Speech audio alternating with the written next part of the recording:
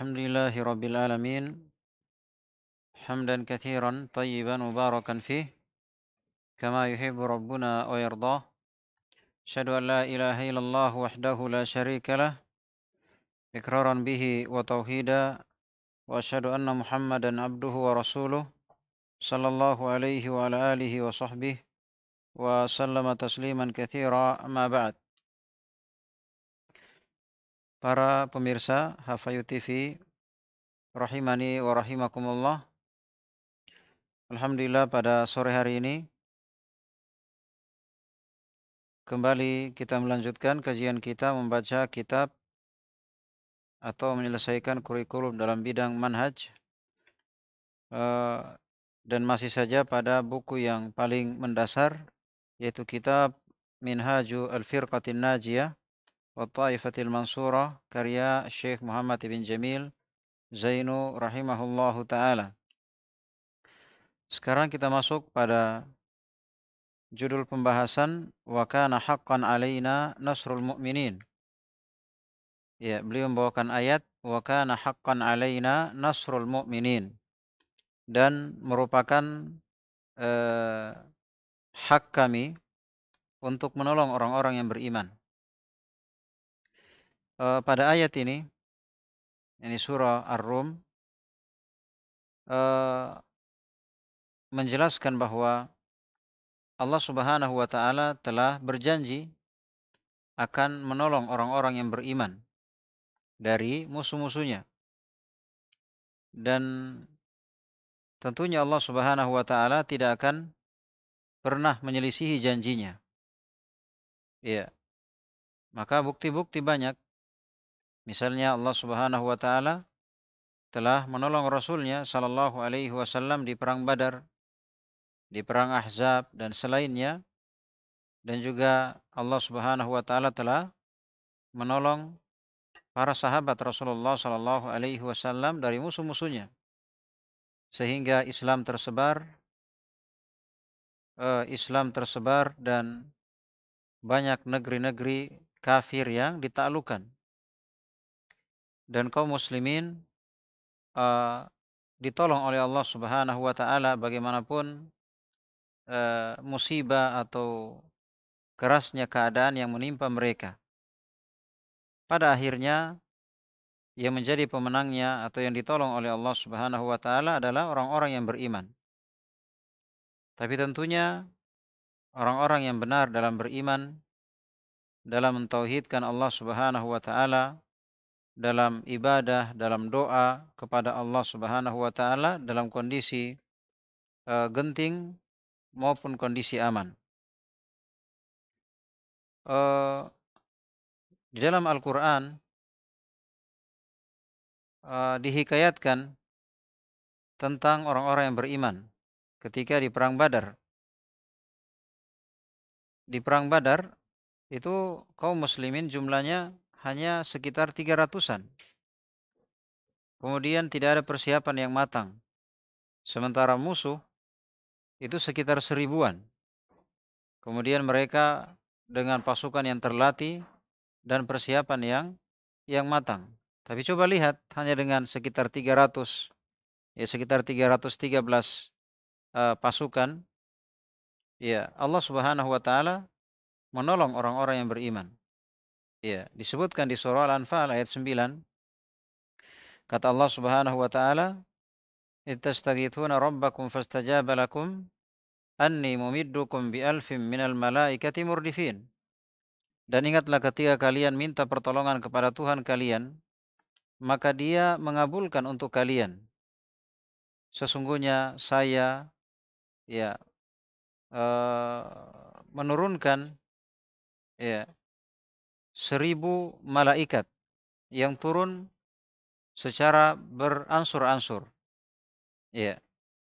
Jadi pada ayat ini jelas Allah Subhanahu wa taala mengabulkan doa orang-orang yang beriman, dan Allah menurunkan malaikat yang memerangi orang-orang kafir. Ya, artinya ikut berperang, bergabung bersama pasukan kaum muslimin. Ya, sehingga para malaikat itu menebas leher orang-orang kafir, ya, disebutkan di surah Al-Anfal, Allah Subhanahu wa taala berfirman, "Fadribu fawqal a'naqi wadribu minhum kulla banan." Ya, penggallah leher mereka dan potonglah ujung-ujung jari mereka. Dan telah sempurna pertolongan Allah Subhanahu wa taala kepada ahli tauhid. Ya, disebutkan di surah Al-Imran, kata Allah Jalla wa ala, "Wa laqad nasarakumullahu bi Badrin wa antum adillah, fattaqullaha la'allakum tashkurun." Dan sungguh Allah Subhanahu wa taala telah menolong kalian di perang Badar. Ya. Wa antum adillah, padahal ketika itu kalian dalam keadaan lemah. Ya, artinya ya persiapan yang mendadak, kemudian pasukan yang sedikit sekitar 300 orang, kemudian melawan pasukan yang sekitar 1000-an. Ya, dengan persiapan yang matang. Maka Allah Subhanahu wa taala mengingatkan pertolongan tersebut. Sungguh Allah Subhanahu wa taala telah menolong kalian di perang Badar dan kalian ketika itu sangatlah lemah. Fattakullah la'allakum tashkurun. Oleh karena itu, bertakwalah kepada Allah supaya kalian bersyukur. Maka di antara doa Nabi kita Muhammad sallallahu alaihi wasallam ketika di perang Badar, Allahumma anjazli ma wa'adtani. Allahumma atini ma wa'adtani. Ya, ya Allah, berikanlah apa yang Kau janjikan. Ya, ya Allah, berikanlah apa yang Engkau janjikan. Ya, artinya Nabi Shallallahu Alaihi Wasallam ketika di perang Badar benar-benar bersungguh-sungguh berdoa kepada Allah Subhanahu Wa Taala agar diberikan kemenangan, dan Allah telah memberikan kemenangan kepada kaum muslimin ketika itu.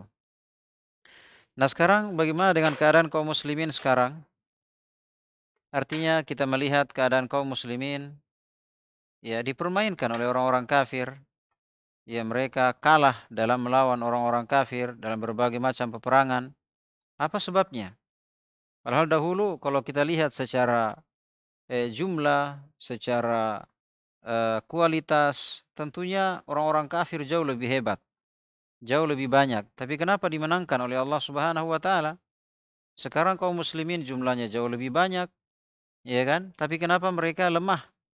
Maksudnya selalu kalah di hadapan orang kafir. Apa sebabnya? Ya, apa sebabnya? Eh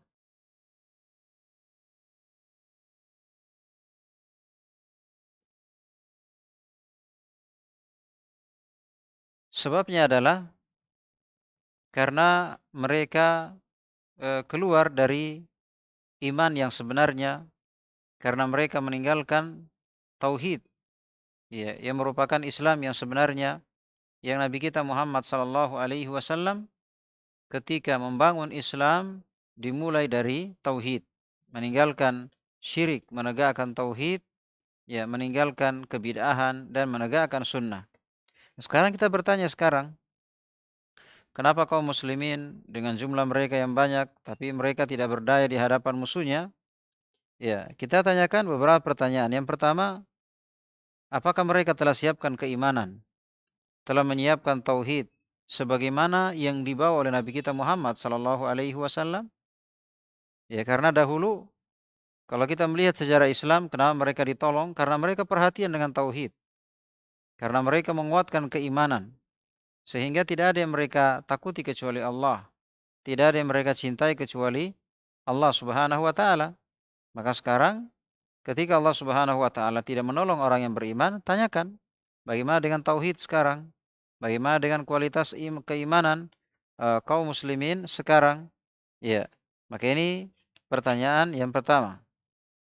Kemudian yang kedua, ya, apakah orang-orang yang beriman sekarang telah menempuh sebab, ya, telah menempuh sebab atau usaha untuk mempersiapkan kekuatan, untuk mempersiapkan kekuatan. Allah Subhanahu wa taala berfirman, "Wa'iddu lahum mastata'tum min quwwah." siapkanlah, siapkanlah untuk menghadapi mereka, siapkanlah kekuatan sesuai dengan kemampuan kalian untuk menghadapi mereka. Maksudnya di sini Allah Subhanahu wa taala memerintahkan kita untuk bersiap menghadapi orang-orang kafir. Ya, latihan memanah misalnya, latihan berkuda, ya, dan terlebih dari itu yaitu mempersiapkan keimanan, ya, memperkuat keimanan. Ya, memperkuat keimanan itu yang paling penting karena itu merupakan dasar dari agama kita. Dan juga bagaimana dengan doa atau praktek dari ibadah di masa ini. Kaum muslimin kalau kita melihat sekarang ketika mereka punya hajat itu bukan sedikit, ya, banyak. Ketika mereka punya hajat malah datangnya ke kuburan, ya, datangnya ke tempat-tempat yang dikeramatkan, ya. Maka ini merupakan kesyirikan, artinya bertentangan dengan dakwah Nabi kita Muhammad sallallahu alaihi wasallam.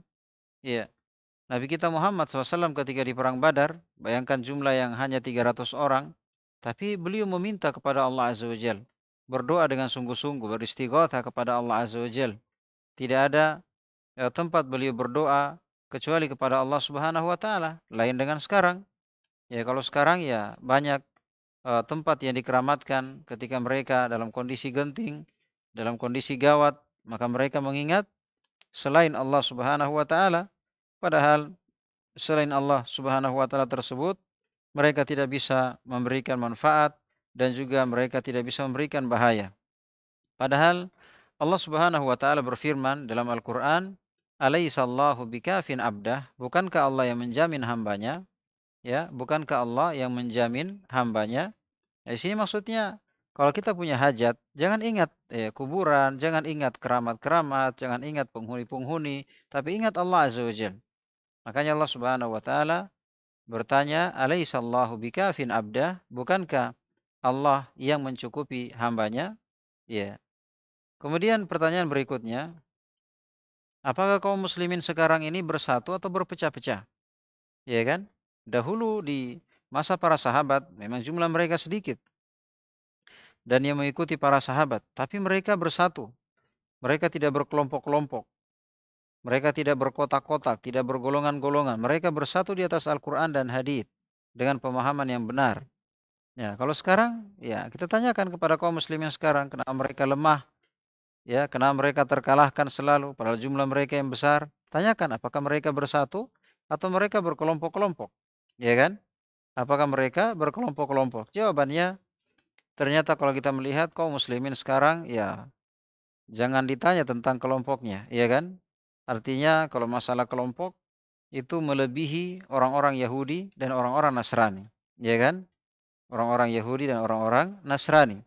Iya, padahal Allah Subhanahu wa taala berfirman, "Wala tanaza'u fatafshalu wa tadhhaba rihukum." Iya, "Wala tanaza'u fatafshalu wa tadhhaba rihukum." Di surah Al-Anfal ayat 46. Janganlah kalian berselisih. Jangan kalian berselisih. Iya, jangan berkotak-kotak, berkelompok-kelompok. Fatafshalu, maka kalian akan gentar, maksudnya takut. Wa tadhhaba rihukum, dan akan hilang ya kekompakan atau semangat juang kalian. Ini akibat dari perpecahan, dari perselisihan, ya akan hilang keberanian dan juga apa namanya akan hilang apa namanya semangat juang. Ya akan hilang semangat juang. Ya oleh karenanya kalau kita mau ditolong, ya tentunya kita perhatikan bagaimana tauhid, ya bagaimana dakwah tauhid, kemudian kita perhatikan bagaimana persiapan kekuatan, kekuatan apa namanya akidah maupun kekuatan fisik. Ya kita perhatikan bagaimana doa kita, apakah ketika ada hajat ya yang kita ingat selain Allah Subhanahu wa taala. Kemudian tanyakan bagaimana dengan persatuan kita, apa kita bersatu sekarang kaum muslimin atau mereka berkelompok-kelompok. Ya, kemudian berikutnya ya eee, yang perlu ditanyakan kepada kaum muslimin sekarang, Ya, bagaimana dengan perhatian, ya, perhatian dengan agama mereka. Ya, bagaimana perhatian mereka dengan agama mereka. Karena mana mungkin Allah Subhanahu wa taala menolong orang-orang yang meninggalkan agamanya, iya kan? Dan tentunya perhatian yang terbesar sebagaimana yang diperhatikan oleh nabi, para sahabat dan seterusnya mengikuti mereka, yaitu sangat perhatian dengan tauhid. Ya, sangat perhatian dengan tauhid. Tidak ada yang paling mereka perhatikan kecuali tentang tauhid, karena semua agama ini dari syariatnya semuanya berlandaskan kepada tauhid, yaitu la ilaha illallah dan Muhammadar Rasulullah. Ya. Makanya disebutkan dalam hadis kata Nabi sallallahu alaihi wasallam, "Idza tanaza'tum bil 'aina wa akhadtum bi adnabil baqar wa raditum biz zara' wa taraktumul jihad, sallallahu alaikum dhulla la yanzi'uhu hatta tarji'u ila dinikum." Kalau kalian sudah eh, jual beli dengan cara riba. Sekarang riba ya jangan ditanyakan lagi, ya kan? Riba. Ya, jadi sudah 14 abad yang silam Nabi sudah kabarkan, ya kalau kalian sudah berkecimpung dengan riba, wa akhadtum biyadnabil baqar, dan kalian sibuk dengan peternakan, wa raditum bizara', kalian sibuk dengan pertanian, wa taraktumul jihad, kalian tinggalkan jihad. Maksudnya jihad yang paling pertama yaitu jihad dengan ilmu. Ya, jihad yang paling pertama yaitu jihad dengan ilmu. Kalian meninggalkan ilmu. Dan dari ilmu yang paling penting, dari ilmu itu yang paling pentingnya adalah ilmu tauhid. Kalian meninggalkan ilmu, ya, kalian meninggalkan jihad, apa yang terjadi? Sallallahu alaikum dhullah. Maka Allah akan menimpakan kehinaan kepada kalian. La yanzi'uhu hatta tarji'u ila dinikum. Allah tidak akan cabut kehinaan tersebut sampai kalian kembali kepada agama kalian. Maka sekarang kaum muslimin yang jumlahnya begitu banyak tapi mereka tidak berdaya, tanyakan. Ya, tanyakan bagaimana perhatian mereka terhadap ilmu agama. Bagaimana semangat mereka untuk belajar agama, terkhusus belajar akidah, belajar tauhid. Tanyakan, ya kan? Kadang sekarang kan kita mengeluh, kaum muslimin mengeluh, kenapa sekarang kaum muslimin lemah, ya? Kenapa Allah Subhanahu wa taala biarkan kaum muslimin begini tidak tertolong, ya kan? Kita katakan bahwasanya Allah sudah berjanji bahwa Allah akan menolong orang yang beriman. Wa kana haqqan alaina nasrul mu'minin, dan sudah merupakan kewajiban kami menolong orang yang beriman, tapi dengan syarat, ya, iman yang sebenarnya, ya, dengan iman yang sebenarnya, bukan asal nama. Sekarang kan muslim, ya, muslim ya, muslim KTP, ya kan? Ya, Islamnya Islam KTP, tapi dia beriman yang sebenarnya. Ya, beriman yang sebenarnya. Oleh karena itu, di akhir dari pembahasan ini beliau sebutkan, idza haqqaqtumul imana al-matlub. Kalau kalian buktikan iman yang sesungguhnya, ya, kalau kalian tegakkan iman yang sesungguhnya, maka akan datang pertolongan Allah yang dijanjikan. Ya, sebagaimana firman-Nya, "Wa kana haqqan 'alaina nasrul mu'minin," dan sudah merupakan kewajiban kami untuk menolong orang-orang yang beriman. Oleh karena itu, ya bisa kita ingatkan tentang 5 hal supaya kaum muslimin kembali ditolong oleh Allah Subhanahu wa taala, dan itu merupakan janji Allah bagi orang-orang yang beriman, tapi tentunya dengan keimanan yang sebenarnya. Yang pertama yang perlu kita tanyakan, bagaimana perhatian mereka terhadap tauhid, ya kan? Bagaimana perhatian mereka terhadap tauhid. Kemudian yang kedua, bagaimana persiapan mereka terhadap menghadapi musuh, ya. Mempersiapkan persiapan mereka untuk menghadapi musuh, ya. Termasuk sekarang kan peperangan dari sisi ideologi, perang pemikiran. Nah, apa persiapan kita? Bagaimana dengan generasi muda? Apakah mereka diajarkan disuruh mereka untuk menghafal Quran, ya? Apakah mereka diajarkan tentang ilmu agama, ya? Apakah mereka diajarkan tentang bahasa Arab? Ya, karena kalau kita lihat sekarang lebih lebih seru, ya, ikut perlombaan menyanyi, ya kan? daripada membaca Quran, menghafal Quran, ya kan? Ya, kita lihat apa namanya, lebih semangat belajar bahasa Inggris daripada belajar bahasa bahasa Arab. Iya, lebih semangat belajar ilmu dunia daripada ilmu agama, padahal anak-anak kaum muslimin, anak-anak kaum muslimin. Ya, jadi kita mau harapkan ditolong oleh Allah Subhanahu wa taala, sementara kita tidak memenuhi persyaratan agar kita ditolong. Maka yang kedua adalah kita harus melakukan persiapan. Ya, yang paling pertama adalah persiapan ilmu. Ya, bekali anak-anak kita, generasi muda kita dengan ilmu agama.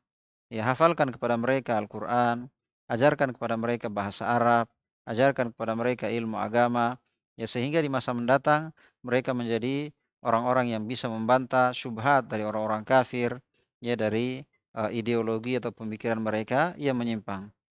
Kemudian yang ketiga, ya perhatikan bagaimana doa mereka. Apakah mereka gemar berdoa, rajin berdoa, berpasrah hanya kepada Allah Subhanahu wa taala, bertawakal hanya kepadanya. Kemudian yang keempat, apa namanya? Apakah mereka bersatu atau mereka berpecah, ya kan? Ini yang harus dibenahi atau diperbaiki agar kaum muslimin itu bersatu dan tidak berpecah belah. Tapi ingat persatuan itu di atas Al-Quran dan hadits sesuai dengan pemahaman yang benar. Bukan bersatu di atas, organisasi atau yayasan atau, pesantren, tapi bersatu di atas Al-Quran dan hadits sesuai dengan Al-Quran, sesuai dengan pemahaman para sahabat. Walaupun beda pesantrennya, beda gurunya, beda yayasannya, ya, beda apa namanya, majelis taklimnya, tapi mereka di atas Al-Quran dan hadits sesuai pemahaman para sahabat ridwanullahi taala alaihim. Iya. Kemudian yang kelima mereka, apa namanya, senantiasa, kembali kepada agamanya, ya, dalam mempelajarinya, mengamalkannya, mendakwakannya dan bersabar di atasnya. Taib. Ini, apa namanya, apa ya, solusi agar kita ditolong oleh Allah Subhanahu wa taala, sebagaimana Allah sudah berjanji bahwa Allah akan menolong orang-orang yang beriman. Maka pelajari tauhid, ya, siapkan diri dengan ilmu agama, kemudian selalu berdoa kepada Allah Subhanahu wa taala, ya, kemudian tinggalkan perpecahan, ya, tinggalkan kelompok-kelompok, ya, golongan-golongan, ya, kembali kepada Al-Qur'an dan hadis, ya, kemudian yang kelima yaitu kita kembali kepada agama kita dengan cara mempelajarinya, mengamalkannya, mendakwakannya, bersabar di atasnya, terkhusus berkaitan dengan tauhid atau akidah. Tapi sekarang kita masuk pada pembahasan berikutnya, al-kufru al-akbaru wa anwa'uhu. Al-kufrul akbaru wa anwa'uhu. Yaitu kufur besar, ya kufur akbar dan bentuk-bentuknya. Ya kufur akbar dan bentuk-bentuknya. Kufur akbar yaitu kekafiran yang mengeluarkan seorang dari Islam. Ya, mengeluarkan seorang dari Islam. Yang mana asalnya adalah kufur i'tiqadi, kufur keyakinan. Ya kufur karena keyakinan. Ya, dan bentuknya banyak. Jadi ini berkaitan dengan keislaman seseorang. Ternyata seseorang itu bisa batal keislamannya, ya bisa batal Islamnya. Dan eee, ini tentunya hal yang sangat penting ya, sedangkan pembatal wudu, ya pembatal sholat, itu sudah penting. Ya bayangkan kalau wudu kita batal atau sholat kita batal, ya kan? Pembatal puasa, ini pembatal keislaman. Maka kufur akbar, yaitu kekafiran yang besar, yaitu kekafiran yang mengeluarkan pelakunya dari agama Islam. Yaitu asalnya adalah kufur i'tiqadi, itu asalnya.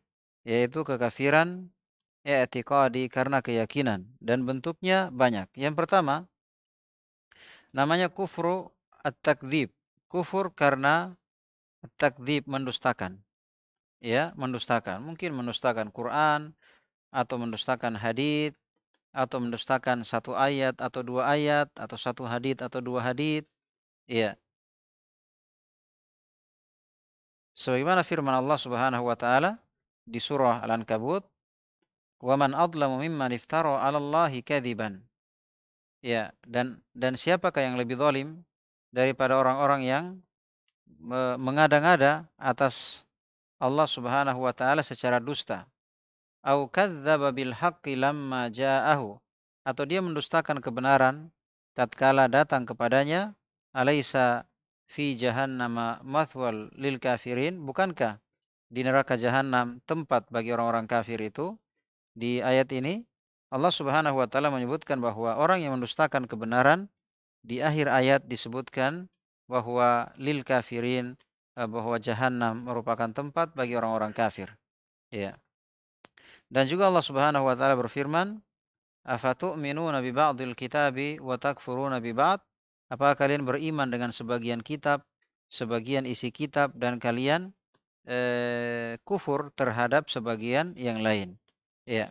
Jadi ini yang pertama ya, bahwa tidak menerima atau mendustakan ya Al-Qur'an atau hadits ini termasuk kekufuran. Ya, termasuk kekufuran, artinya yang merupakan kufur akbar yang mengeluarkan seseorang dari agamanya. Ya. Kemudian yang kedua, kufrul iba wal istikbar ma'a tasdiki wa huwa adamu al-inqiyad lil haqqi ma'al iqrari bihi. Ya. Yaitu kufur karena sombong. Artinya mengakui benarnya tapi sombong. Maksudnya tidak mau tunduk, ya, tidak mau tunduk. Jadi beda dengan yang pertama. Kalau yang pertama memang dia dustakan. Kalau yang kedua ini dia yakini benarnya, tapi dia tidak mau mengamalkannya karena sombong. Dia tidak mau menerimanya karena sombong. Iya.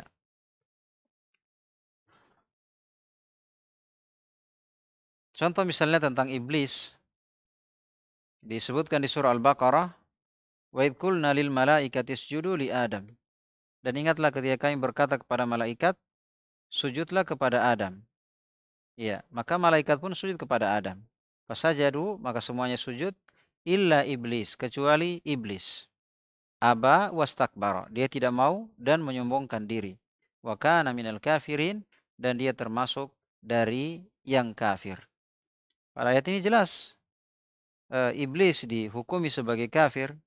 Ya, pada asalnya dia tidak mau tunduk atau dia tidak mau sujud kepada malaikat. Ya, kepada malaikat. Padahal Allah Subhanahu wa taala yang menyuruh mereka. Ya. Artinya dia tahu ini perintah Allah Subhanahu wa taala. Ya, dia tahu ini benar, tapi karena dia merasa bahwa saya lebih bagus daripada malaikat, ya kan? Kenapa saya mau sujud sama malaikat? Padahal Allah yang perintah. Ya, Allah yang suruh. Ya. Ini yang kedua, kufur karena sombong. Dan sombong itu yaitu menolak kebenaran. Ya, sombong yaitu menolak kebenaran.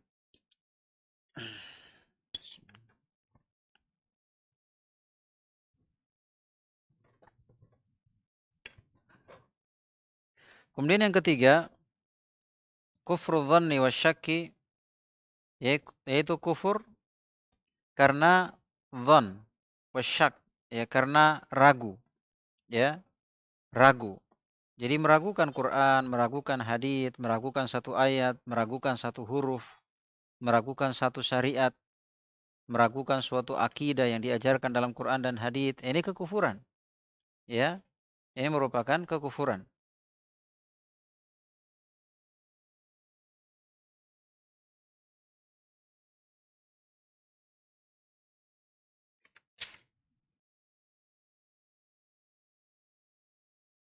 Kemudian yang keempat, ya, yaitu kufrul i'rad. Yang keempat yaitu kufur al-i'rad, yaitu kufur karena berpaling. Ya, berpaling dari kebenaran, dari Al-Quran, dari hadits dengan pemahaman yang benar. Ya.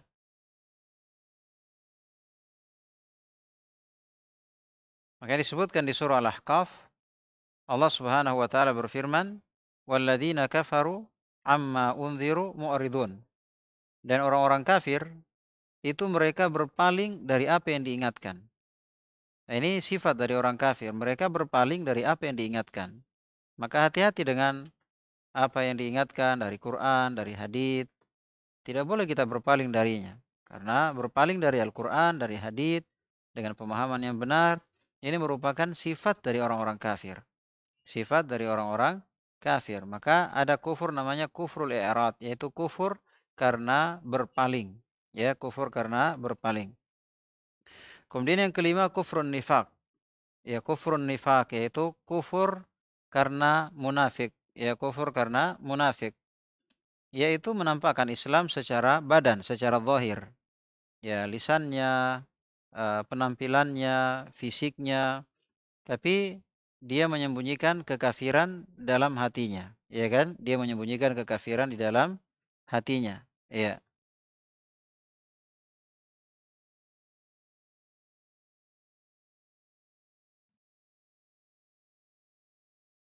Misalnya Allah Subhanahu wa taala berfirman di surah Al-Baqarah, "Wa minan nasi may yaqulu amanna billahi wa bil yaumil akhir wa ma hum bimumin."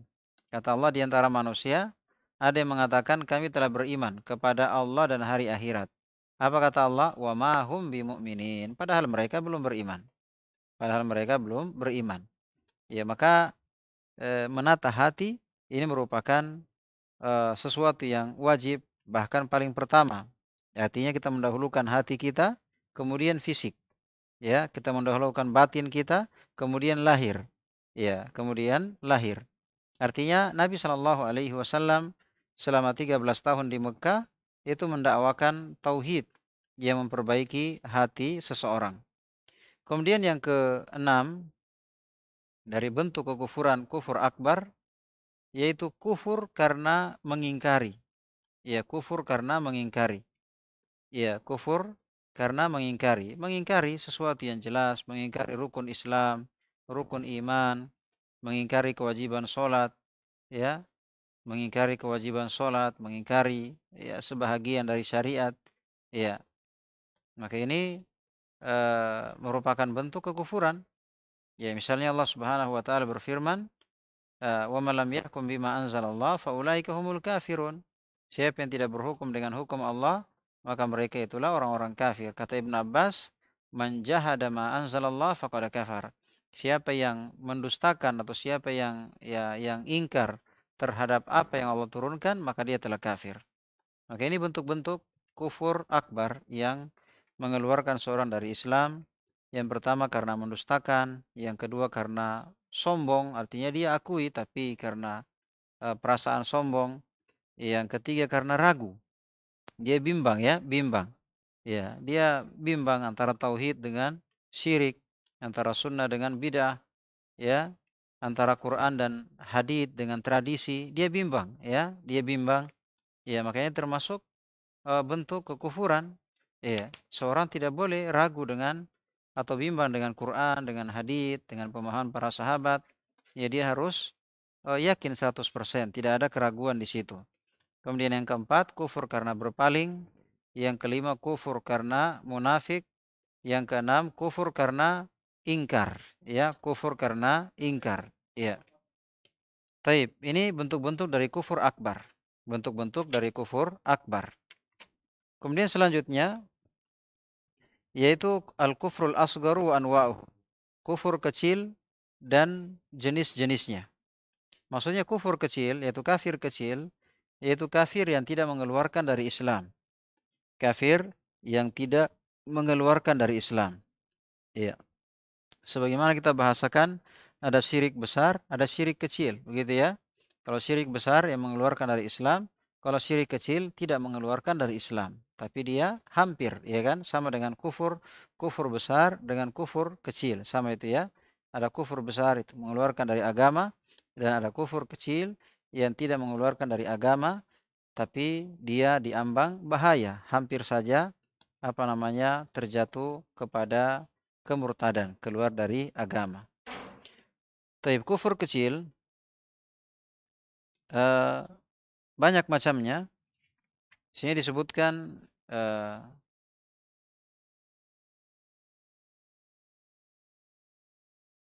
ya disebutkan tiga macam, tiga bentuk. Ya,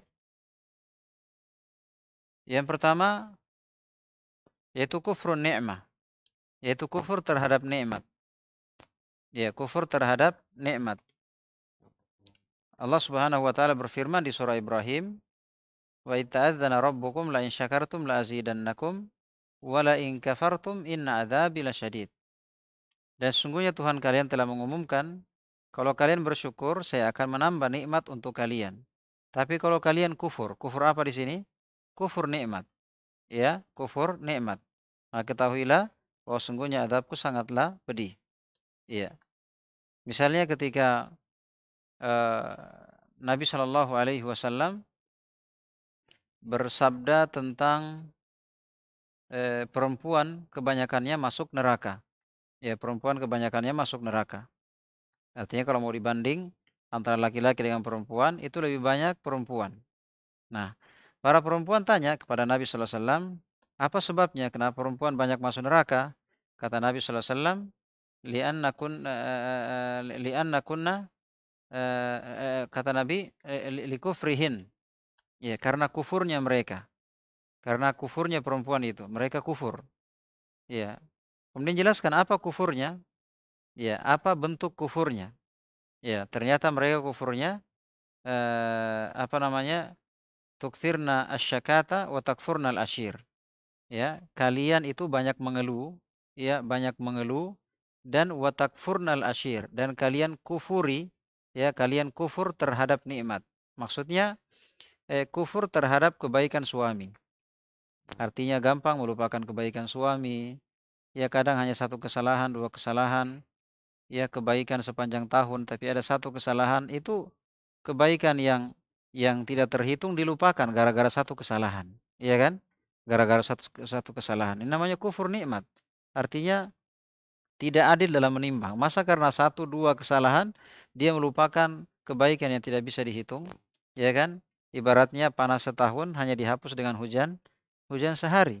Ya, maka tidak adil dalam menimbang. Tidak adil dalam menimbang. Ini sebabnya kenapa para istri atau perempuan itu banyak masuk neraka karena mereka banyak mengeluh dan gampang melupakan kebaikan suami, yaitu kufur nikmat. Ini namanya kufur kecil, artinya dia diambang bahaya, artinya hampir saja mengarah kepada kufur besar. Iya.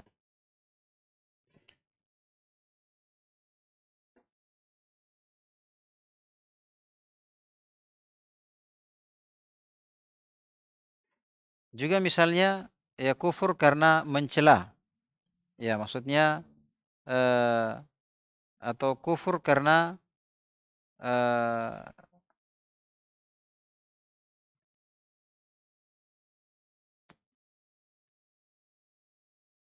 atau kita bahasakan dia kufur amali, kufur amalan.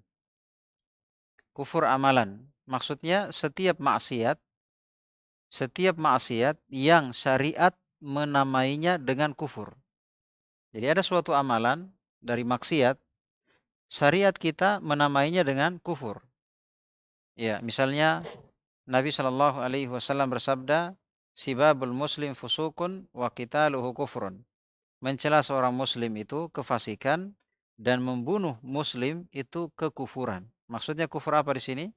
Kufur yang kecil. Ya, kufur yang kecil. Sama juga disebutkan dalam hadis, "La yazni az-zani hina yazni wa huwa mu'min, wa la yashrabul khamra hina yashrabuha wa huwa mu'min."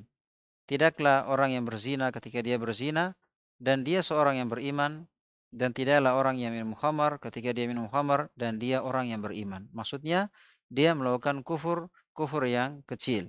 Iya. Kemudian yang ketiga yaitu berhukum dengan selain hukum Allah, berhukum dengan selain hukum Allah dengan meyakini bahwa mestinya berhukum dengan hukum Allah. Tapi karena faktor dunia, ya, karena faktor dunia, ya, faktor politik misalnya, faktor eh, duit misalnya, pengaruh uang, maka dia apa namanya berhukum dengan selain hukum Allah Subhanahu wa taala.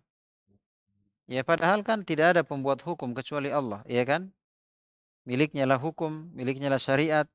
Ya, tidak ada yang membuat syariat atau aturan kecuali Allah Subhanahu wa taala. Ya. Maka hukum, ya, tagut, ya hukum adat, ya hukum dari Belanda, hukum dari negara barat, ya kan? Maka ini semuanya hukum yang kita dilarang untuk berhukum dengannya. Hendaknya kita berhukum kepada satu hukum yaitu Al-Qur'an dan hadits, ya, atau hukum Allah Subhanahu wa taala. Maka meyakini wajibnya berhukum dengan hukum Allah, tapi karena faktor dunia, ya, karena faktor dunia. Ya, karena faktor dunia, dunia macam-macam, mungkin karena politik, mungkin karena duit, ya mungkin karena pekerjaan, mungkin karena dunia itu luas. Ya, dia yakin wajibnya berhukum dengan hukum Allah, namun dia tidak berhukum karena faktor dunia, ya, maka ini termasuk kufur kecil. Tapi kalau dia meyakini lebih bagus hukum barat atau hukum adat atau hukum apalah begitu lebih bagus atau boleh-boleh saja, ya, atau sama bagusnya, ini bukan kufur kecil, ini kufur besar. Ya, ini kufur besar. Yang kufur kecil itu dia meyakini wajibnya hukum Islam, wajibnya hukum Al-Qur'an dan hadits. Hanya saja karena faktor dunia, faktor hawa nafsu, ya kan? Faktor hawa nafsu, maka dia berhukum dengan selain hukum Allah Subhanahu wa taala, maka ini disebut dengan kufur kecil karena dia berkaitan dengan amalan. Ya, karena berkaitan dengan amalan. Taib.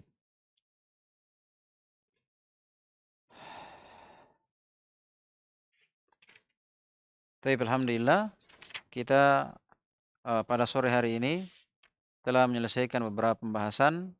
Yang pertama tentang firman Allah Subhanahu wa taala agar wa kana haqqan alaina nasrul mu'minin, dan kewajiban kami menolong orang-orang yang beriman. Ya, agar kita ditolong oleh Allah Subhanahu wa taala, maka perhatikan tauhid, pelajari tauhid, kemudian siapkan kekuatan untuk menghadapi orang-orang kafir, dan kekuatan yang paling mendasar yaitu kekuatan tentang ilmu agama. Kemudian yang kedua, yang ketiga, ya, kita banyak berdoa kepada Allah Subhanahu wa taala. Yang keempat, hindari perpecahan dan perselisihan. Ya, hindari perpecahan dan perselisihan. Yang kelima, yaitu kembali kepada agama dengan cara mempelajarinya, mengamalkannya, mendakwakannya dan bersabar di atasnya. Inilah cara agar kita ditolong oleh Allah Subhanahu wa taala. Kemudian kufur terbagi dua, ada kufur yang besar dan ada kufur yang kecil. Ya, kufur yang besar ada beberapa macam. Yang pertama, kufur karena mendustakan, kufur karena sombong, kufur karena ragu, ya, kufur karena berpaling, ya, kufur karena munafik, kufur karena mengingkari, ya, kufur karena mengingkari. Adapun kufur yang kecil juga bermacam-macam. Asalnya dia kufur karena amalan, bukan karena keyakinan, tapi karena suatu amalan. Yang pertama kufur nikmat, ya kan? Yang kedua kufur amalan, seperti yaitu maksiat yang dihukumi dalam agama dengan kata kufur. Ya, maka dia merupakan kufur kecil. Ya, yang ketiga yaitu misalnya berhukum dengan selain hukum Allah, tapi dengan syarat meyakini bahwa mestinya atau wajibnya berhukum dengan hukum Allah hanya karena faktor dunia, maka dia berhukum dengan selain hukum Allah Subhanahu wa taala, makanya termasuk kufur kecil. Taib. Sekiranya itu apa yang bisa kita jelaskan pada kesempatan sore hari ini. Semoga apa yang kita dengarkan bermanfaat bagi kita semua. Mohon maaf atas segala kekurangan. Subhanakallahumma wa bihamdik, asyhadu an la ilaha illa anta, astaghfiruka wa atubu ilaik, wa akhiru da'wana anil hamdulillahi rabbil alamin.